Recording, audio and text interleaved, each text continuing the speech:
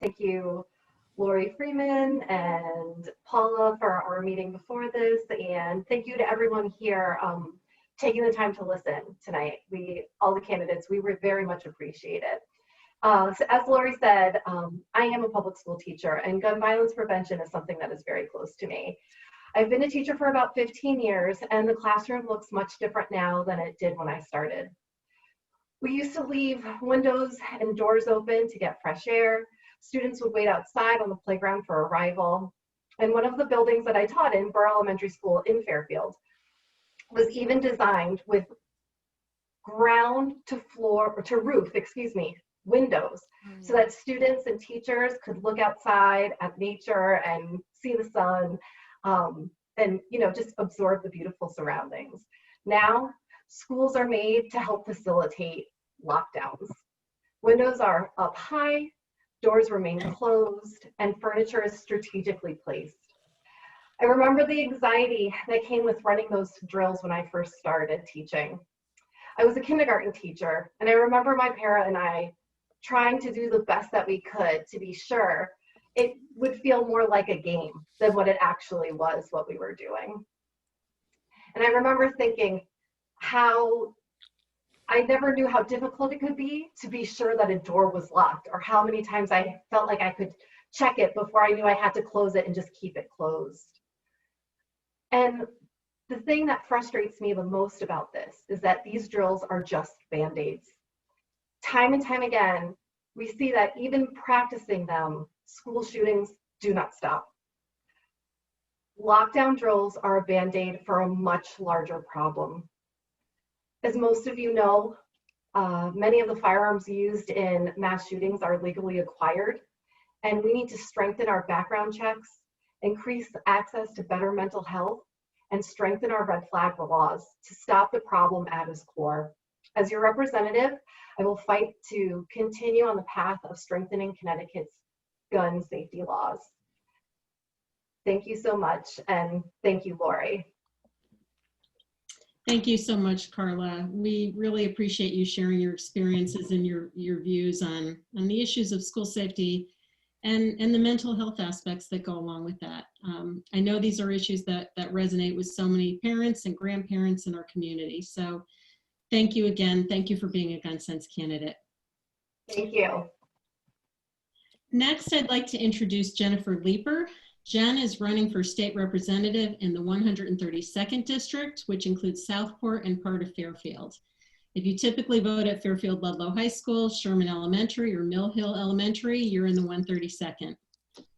Jen is a mom of 2 young boys, a data analyst, and a self-described policy wonk who is committed to data-driven solutions and social justice. She has her master's in public policy from the University of Chicago, and she spent her career working in education policy.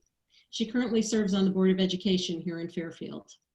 Jen first became driven to serve in public office after Donald Trump was elected, out of concern for her children's futures, and because she believes the gap between good policy and partisan politics is not serving any of us. Welcome, Jennifer. Thank you, Lori. Rachel, I just want to reiterate what you said. 1 hour really can make a difference because some elections are also lost by 79 votes.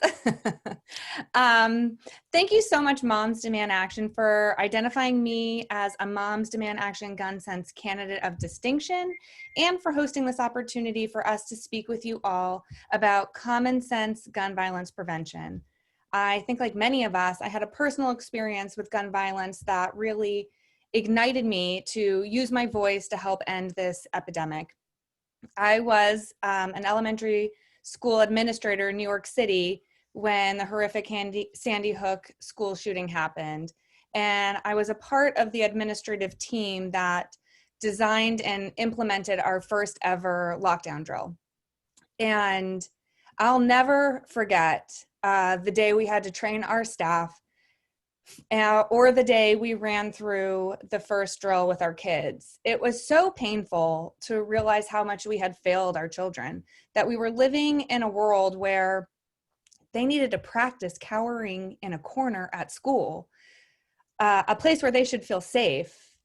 in the case of an armed intruder. So really from that point on, I realized I had to do more. Fast forward many years in the interest of time. But this summer, I started a Student Voices initiative that included young people from high school students to recent college grads, because we really are the shepherds for their future. They will inherit this, whatever decisions we make. And I think we have a real responsibility to ensure that they have a seat at the table. So the initial sessions were listening sessions for me. And through this process, we identified 4 target areas and formed policy committees around them. One of the 4 they selected was obviously gun violence prevention, and another was mental health. As you can imagine, there is a tremendous amount of intersectionality here. But I'll focus on their work around gun violence prevention. The students really led the research and work around crafting policy, and they were so impressive. By the end, they drafted a policy that included strict regulations around gun design, banning bulk gun purchases, raising the minimum age for purchasing long guns, and implementing threat assessment programs in schools to ensure professionals are in place to intervene at the earliest signs of concerning behavior, and then also to continue and bolster our investment in programs working to prevent community gun violence. So the goal of all of this work is really so that when I show up in Hartford on day 1, I will have a policy in hand to defend our residents and children from this senseless gun violence. So thank you for the opportunity to share that. Thank you so much, Jennifer. We are so grateful that you're focused on policy and solutions, and we will be right behind you working to see those ideas turned into legislative action. Next, I'd like to introduce Cristin McCarthy Vahey. Cristin is the incumbent state representative in the 133rd District, which covers the eastern side of Fairfield, including the Stratfield, Tunxas Hill, and Grassmere neighborhoods. If you typically vote at Stratfield, Ward, McKinley, or Holland Hill schools, you're part of the 133rd. Cristin has represented Fairfield in the 133rd for 3 terms.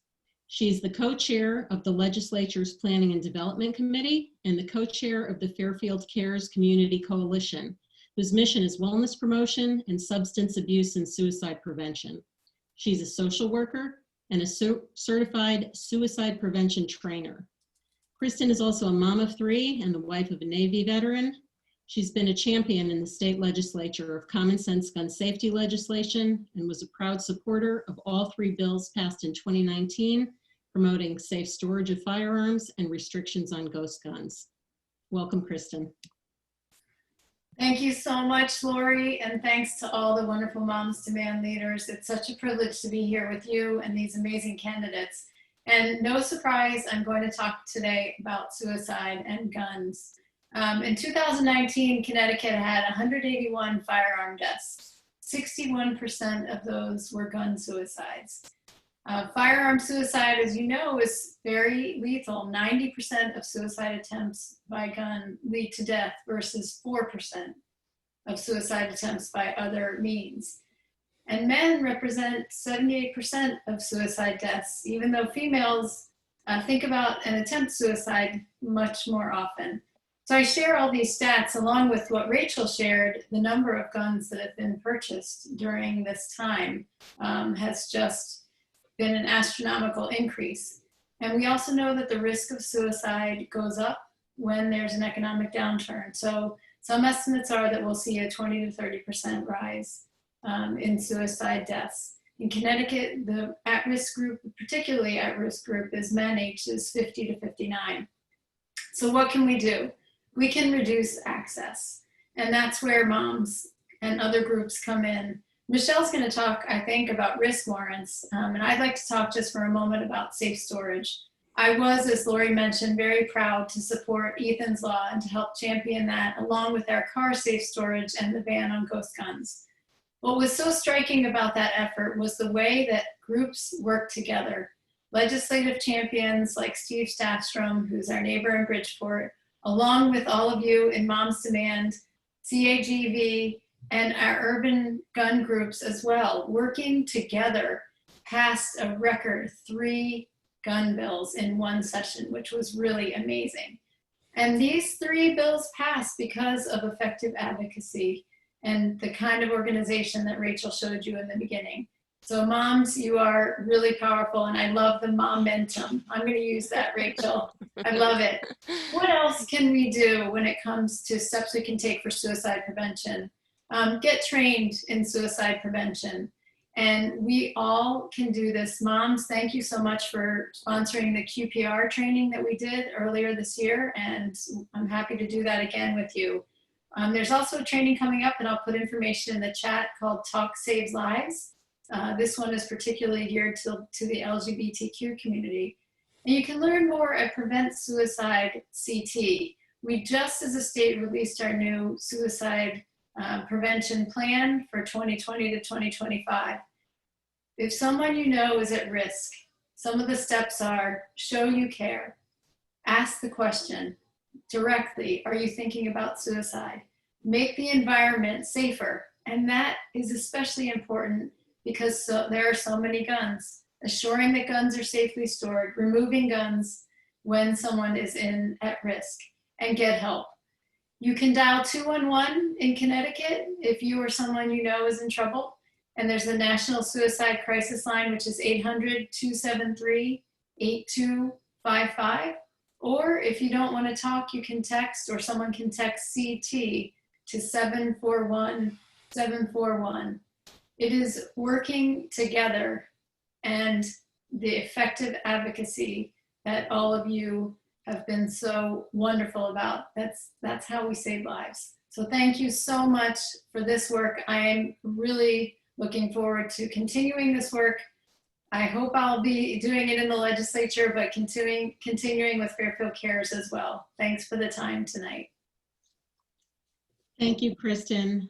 First, let me say how profoundly grateful we all are for your support on gun violence prevention legislation, and for your thoughts on how we can all be more effective advocates, activists. Thanks also for addressing some of the basics on how we can assist in suicide prevention, which is, as we all know, I think an issue that's taken on such a heightened level of urgency during this pandemic. Thank you again. So proud that you're a Gun Sense candidate. Next, I'd like to introduce Michelle McCabe. Michelle is running for state senate in the 28th district, which includes Fairfield, Newtown, Easton, and sections of Westport and Weston. Michelle is the director of the Center for Food Equity and Economic Development with the Council of Churches of Greater Bridgeport.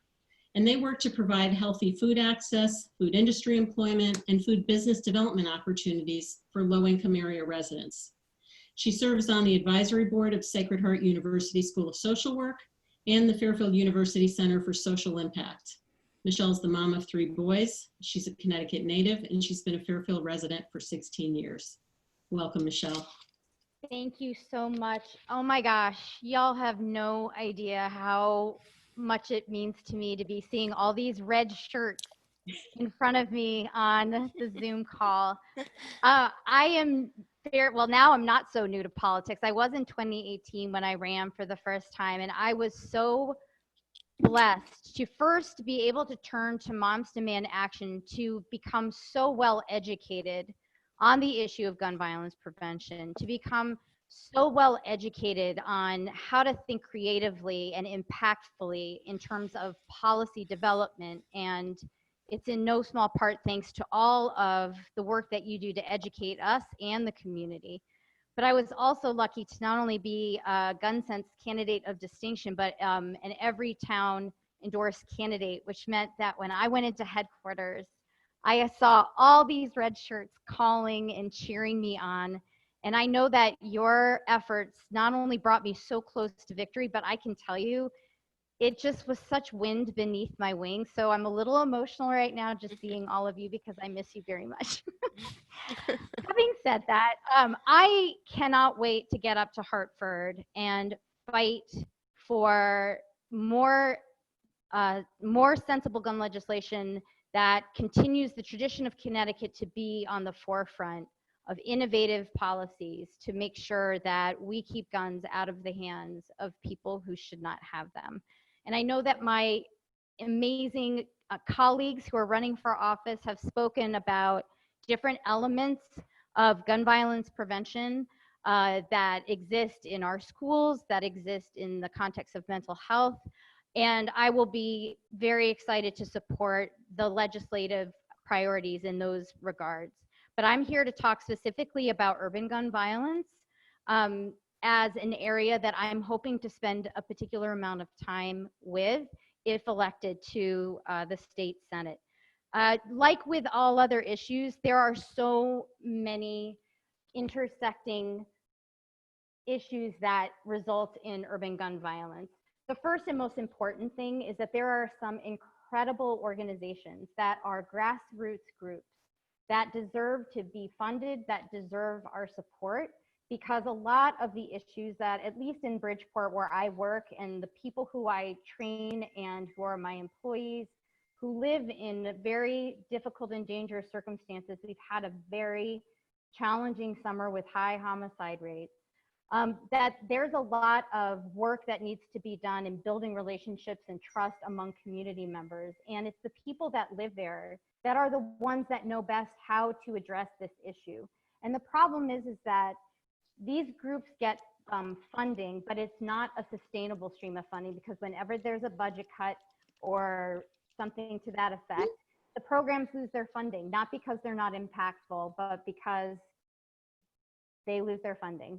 It's not, and so part of the challenge is not only looking at legislation that can crack down on illegal gun sales, that can address the guns that come in from suburban areas, that can address bulk gun purchasing that gets resold in urban areas, but it's also making sure that the other piece of the puzzle, which is addressing the trauma that exists in that community, addressing the inequity that exists in that community, addressing the economic disparity that exists in that community, because that is in direct connection with the gun violence that exists in that community.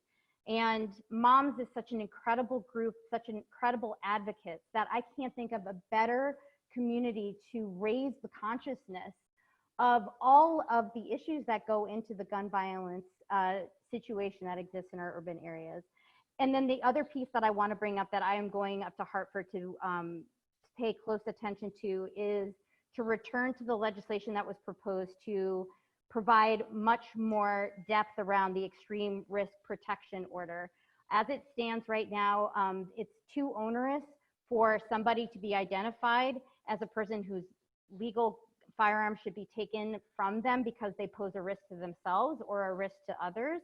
I think we need to make it easier for people to go to a judge and to make these requests, and also that the decision to return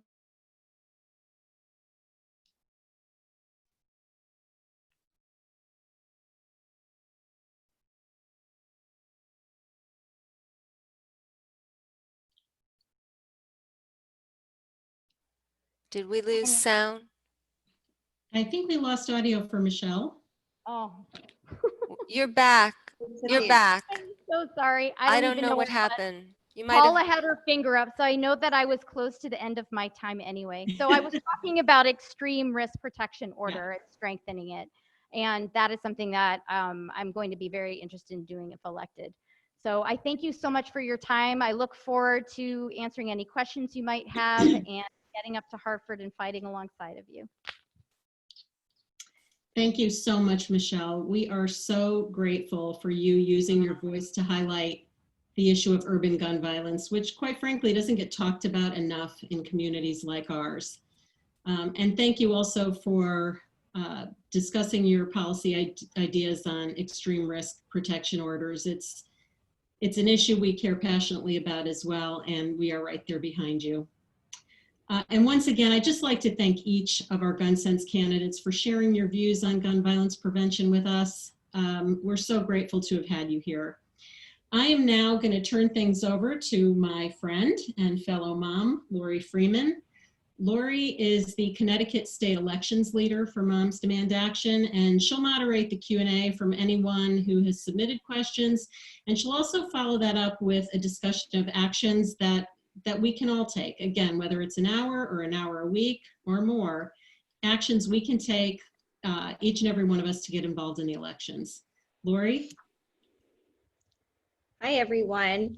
So just a note to be respectful of everyone's time. We may not get to each question, but please reach out to each candidate with any additional questions that you might have. Also, we might not be able to ask every question just so we can follow all of the guidelines set by Everytown for gun safety. So if you have any questions that we aren't able to or don't have time to get to, please visit each candidate's webpage for additional information. So I wanted to start off with asking Cristin, because you are our incumbent, how has gun legislation passed since Sandy Hook made Connecticut safer and reduced gun violence? And what new legislation is needed to close any gaps in existing laws?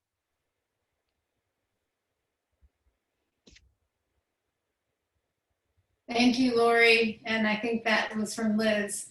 No, one of the things that I do is to rely on our partners, and I put some links in the chat actually for some of the research done by Everytown on gun suicide.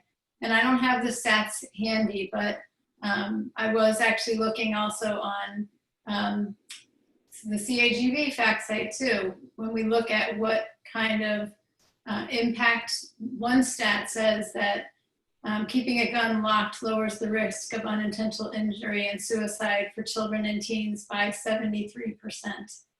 So we know that the steps that we've taken have the ability to significantly lower. And we've also seen that here in Connecticut, you know, our gun deaths have been impacted. Again, I rely on moms and CAGV and others for the exact statistics. But some of the gaps that you were asking about, I think are some of the things that we heard from our other candidates. Some of the very specific ideas that Jen talked about, Michelle, the extreme risk protection order.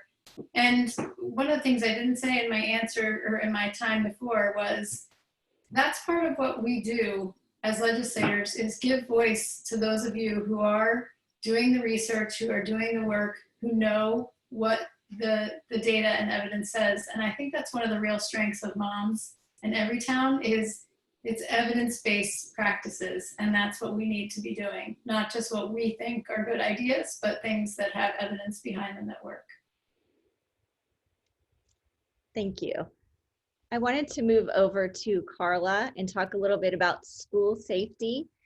The gun lobby priorities include allowing guns in K through 12 schools outside of trained law enforcement and security staff. As a teacher, do you support this, and why or why not? So I think that teachers should not be allowed to carry firearms in school. There are two jobs that you're talking about there, and our job as teachers is to educate our students, and that should be our focus. It's difficult enough right now getting proper professional development in our curriculum. I can't imagine having to do that for something like firearms in a school setting. It's just, my heart's like palpitating just thinking about the idea of having to do that myself. We need to make sure that people who have firearms are capable of having firearms, that they have gone through proper training, that they have had background checks. That's who needs to and to keep our students safe, there's so much training that goes into just that aspect, that it would be too much to ask our teachers to take on that task as well. I think it's not a good idea. I personally wouldn't support it for myself. And I mean, unless evidence proves differently, I can't see that happening. I worked at a school where we had an armed security guard. It wasn't an officer, it was an armed security guard. It didn't make me feel safer, if that makes any difference. And I just think that school is supposed to school's like this little heaven, right? Where you go and you learn how to play with friends, and learn how to be a thinker and try new things and feel safe. And I don't think having firearms present in the building held by your teachers is going to make you feel confident if you disagree with them and want to bring up a different point of view. And that's something that happens in the classroom all the time. Thank you. I want to move over to Jennifer. We know gun violence disproportionately impacts people of color and women. So what would be some of your legislative policies and priorities to curb this trend? Thanks, Lori. I think that's such an important question. We need to prioritize making sure women who are in domestic abuse situations have a safe way to flag that they are in an unsafe relationship or unsafe home, so that they can, and I think this goes a lot to what Michelle was talking about, closing also that boyfriend loophole. Being married or not married should really have nothing to do whatsoever with how safe you feel in an intimate relationship and how vulnerable you are to gun violence. So I think that has to be a priority. And I think that we probably are all aware of how much more vulnerable those women are right now because of COVID. I was doing some work supporting the Center for Family Justice, and even just 2 months into the pandemic, they had already seen a spike over 30% in domestic abuse instances, and their shelter was already at maximum capacity. So just think what that has meant over all these other months for women trapped in these very desperate situations, and then also for likely the children there too. So I think it has to be a number one priority. Do you mind, for our listeners who might not be familiar, do you mind explaining what the boyfriend loophole is and what we need to close there? So I'm not like a Paramount expert, but my understanding is that you can report and use the extreme risk protection order on a spouse, but if this is only a boyfriend, law enforcement will not necessarily come and remove their firearms. And please correct me if I've misspoken on that, but that your protection is sort of dependent on whether or not you're married to this person who owns said firearms. Right. And just to add a little bit to that, it would help for it to close relationships that are more casual. So in order to be considered domestic violence, you have to be married to somebody, have a child with somebody, or live with somebody. So somebody who is in a more casual relationship but is a victim of abuse wouldn't be labeled as a domestic abuser. Therefore, if it's classified differently, they're not required to relinquish their firearms. So this is one way that we can further protect the women who are more likely to be victimized by gun violence. Thank you. And then Michelle, you spoke of city gun violence. We support robust public funding for localized intervention programs that support people at the highest risk of being shot and killed. And you touched on that. Do you have any more specific ideas to curb city gun violence that you want to share?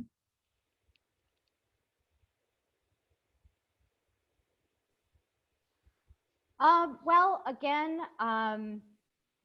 the first thing I would say is I, as someone that works in Bridgeport, sort of follow the prescription, nothing about us without us.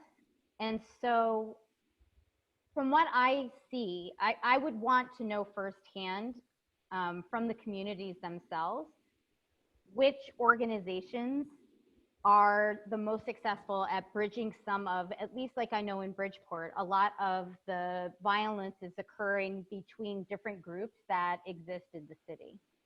And so part of it is empowering the community groups, again, with sustainable funding, to lead the effort in the way that the community is asking them to establish relationships and trust between the groups that are opposing each other, and being sensitive to the situation.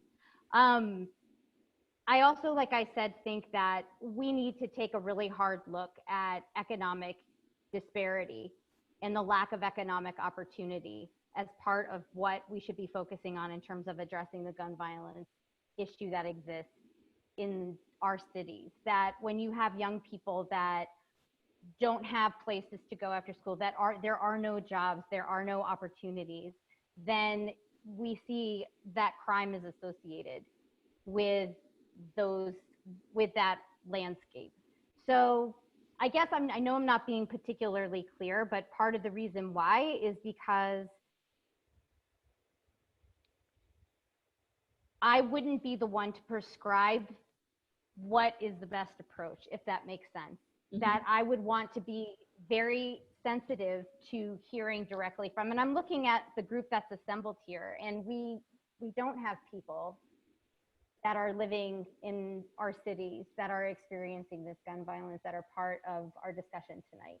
And so I'm not to be evasive, but I would say much the way that I approach Moms Demand Action and ask for your input and guidance to allow me to broaden my thinking on certain issues, I would be doing the same in the case of urban gun violence. But I would also see what we can do about gun registration, and how can we crack down on the illegal firearms that make their way into Bridgeport. It's my understanding, for example, that we have some gun owners that are addicted to drugs that go into Bridgeport with their guns to trade for drugs. So how can we invest also in addiction and drug recovery programs? How do we register those guns so we know where they came from? How do we hold gun dealers liable for selling guns, under the table that end up in the marketplace? I mean, I think part of the problem is that we have no way of tracing where these guns come from. And once we do, then we can hold people liable for selling them in illicit circumstances. So there are a lot of different approaches that I think we need to take in order to address the problem. Great, thank you. I have another question for Cristin. Connecticut was one of the first states to implement a red flag law, or ERPO, extreme risk protection order. Can you explain how this could be updated in Connecticut to be more effective? And also, how is this implemented, or how does it work for folks who don't know? So Lori, actually, I just put some info in the chat, and Paula is doing so as well, for folks who want to just check in there. One thing that I, as a legislator, have said often is that when you come to advocate before us, you should assume we all have a 4th grade level of understanding of the issue. And that's not to say that we are unintelligent people. It's to say that it's a broad range of issues that we face. So I have not been in the weeds on ERPO, but what I tend to do is to reach out to the people I know who are. Steve Staffstrom, who co-chairs the Judiciary Committee, and I are co-chairs, so I rely on Steve often. But like Paula said, the ERPO process is goes before a judge, but it does work to call your local police department. It works a lot to call them, the non-emergency number, if you have questions about things like that, anything with a safety related issue. Of course, and I didn't emphasize this in my comments, if there's a life-threatening concern, dial 911, but in terms of having a gun removed, there is a judicial process that has to go through. So that's a little bit there. And in terms of the specifics of what needs to be updated, again, I will look to all of you. It's one of the reasons why I partner. And again, to the piece of, what's the data telling us? So I'm not giving a great answer for that, Lori, but that's where I am willing to and happy to have the support and partnership with moms. And like I said, some of the other groups in the state who have been really effective. So maybe, that's a question I would send back to you, which is, what are the pieces of that are the missing pieces that would be number one? Well, and I will add that was one of our legislative priorities in 2020 was to update our red flag law. And unfortunately, that legislative session was cut short due to COVID, but that's definitely a priority for Moms Demand Action. So I want to move on a little bit, because one of the things that we do is we demand action, but we also take action.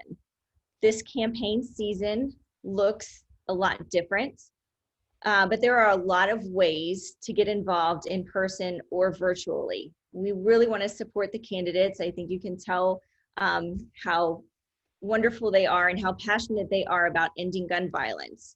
So for each candidate, there are ways that you can help them, and every little bit will make a difference. Something that you can do is sign up to volunteer on their website, postcard writing, phone banking.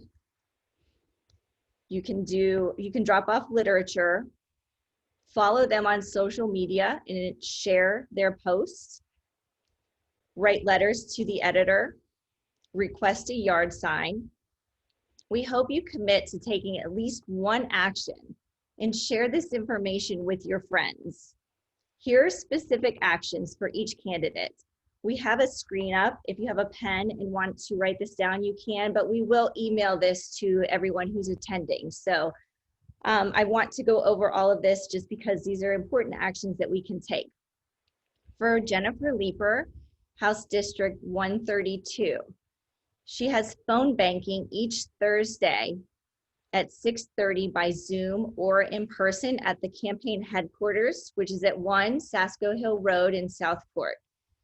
Please bring your own mask and phone or tablet and register in advance online. For Michelle McCabe, Senate District 28, she has phone banking each Wednesday from 6:30 to 8 and Saturday from 12 to 2 in person at the Fairfield Democratic Headquarters or Zoom, which requires advanced registration. For Cristin McCarthy Vahey, House District 133, there's phone banking every Monday and Wednesday from 5:45 to 8:45. And then she has lawn banking on weekends, which is actually quite fun.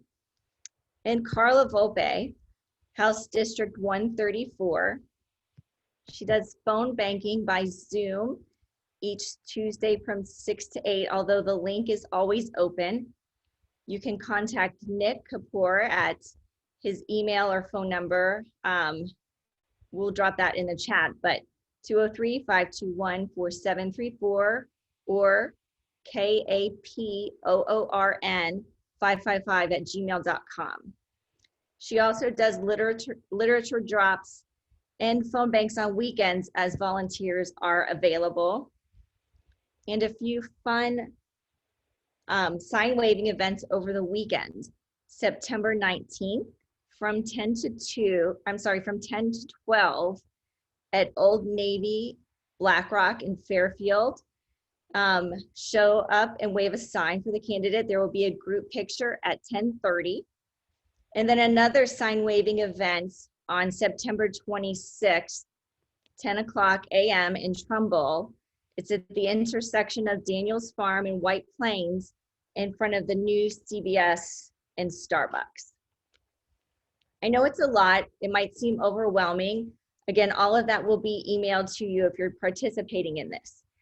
I want to reiterate the actions we take in the next few weeks will have the most impact. Mail-in ballots will start to be returned, and you could start to receive those as early as October 3rd. So please get involved now. Visit each candidate's website or social media for events, as more will be added. I'll pass it over to Rachel, who will end with any closing comments. Thank you.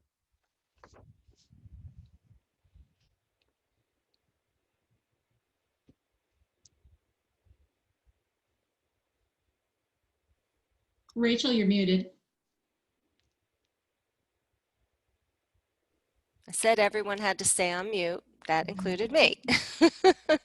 Anyway, thank you to all of our candidates, and thank you to the team of moms who put this whole meeting together today, and all of you attendees. I wanted you all to drop into the chat the one thing you might do. Will you write a postcard, 50 postcards? Will you tell 3 of your neighbors about the meeting?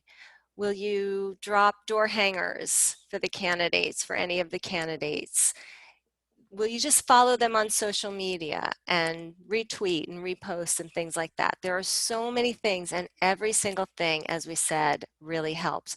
I was just, you know, getting chills listening from these awesome women talking about, you know, how they care about these issues and will get things done for us.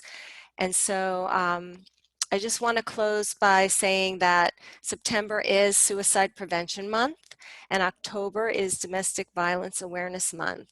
And we have resources at Moms Demand Action. We have research. We have lots to do in these areas. So we need you all to be our active volunteers. You can reach us on our Moms Demand Action Active Volunteer Facebook page, you know, and follow us as well on Twitter and Instagram and so forth. And we're just doing lots and lots of things through the election, but of course the election is our top priority. So practice your self-care, make sure that you're meditating or exercising or, you know, drinking a glass of wine or doing whatever it is for you that keeps you sane through all of this. And thank you again for coming, and we will be in touch very soon. So I will end the meeting now. Bye, everybody. Thank you. Thank you. Oh, good. I'm seeing write postcards. Happy to do this. That's awesome. Lots of people.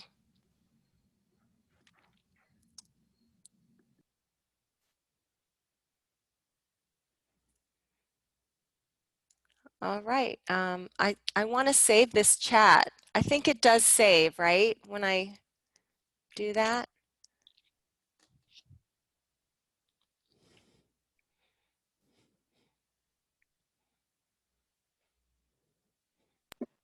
Lori, you were still muted. Are you trying to tell her how to save the chat? I think the chat saves automatically.